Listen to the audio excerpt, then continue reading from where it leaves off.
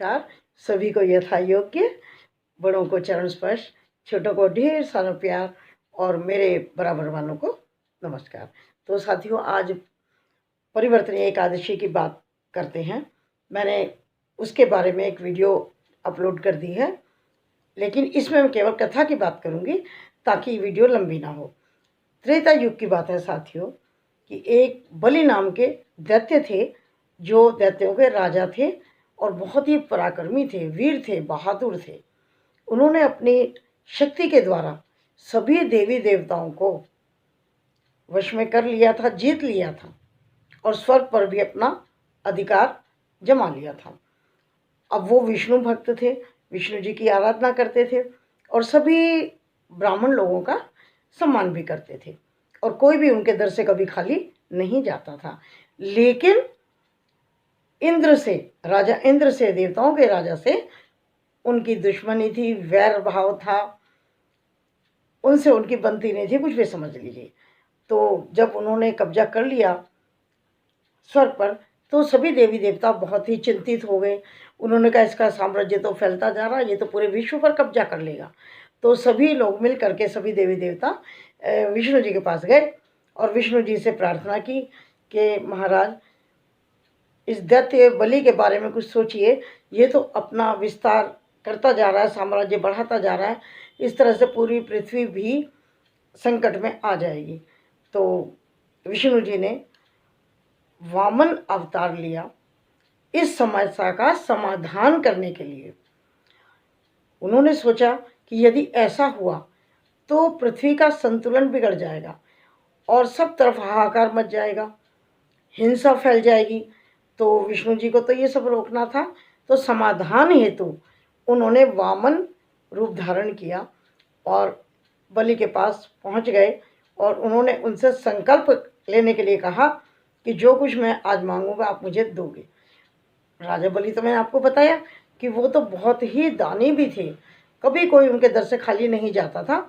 उन्होंने संकल्प ले लिया और जब वामन अवतार रूप में विष्णु जी ने उनसे केवल 3 पग, 3 कदम भूमि मांगी, तो जो दैत्य गुरु थे शुक्राचार्य जी, उनको एकदम संकोच हो गया। वो समझ गए कि ये कोई सामान्य ब्राह्मण नहीं है।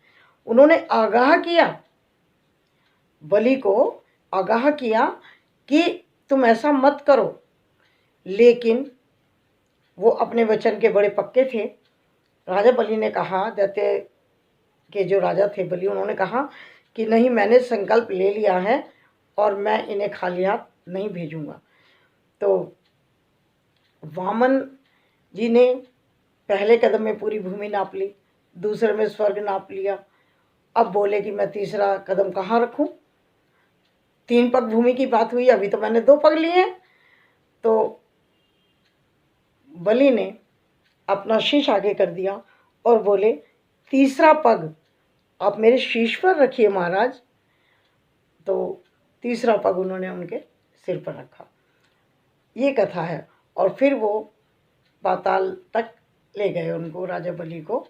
तो ये एक ऐसी कथा है जिसको कहने से, सुनने से, सुनाने से सभी पापों से मुक्ति मिलती है और घर में सुख शांति और समृद्धि आती है।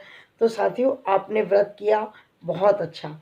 यदि किसी कारण से नहीं कर पाए तो कोई बात नहीं, जब आप शाम के समय में पूजा करेंगे तो इस कथा को अवश्य सुनिएगा, पढ़िएगा, सुनाइएगा, जो भी आप कर सकते हैं।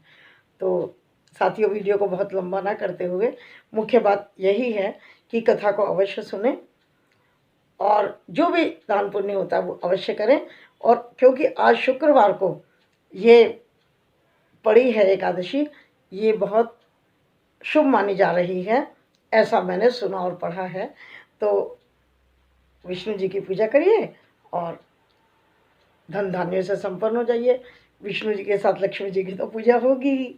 ठीक है, तो फिर मिलती हूँ अगली वीडियो में। तब तक के लिए आप सबको नमस्कार। सबको यथा योग्य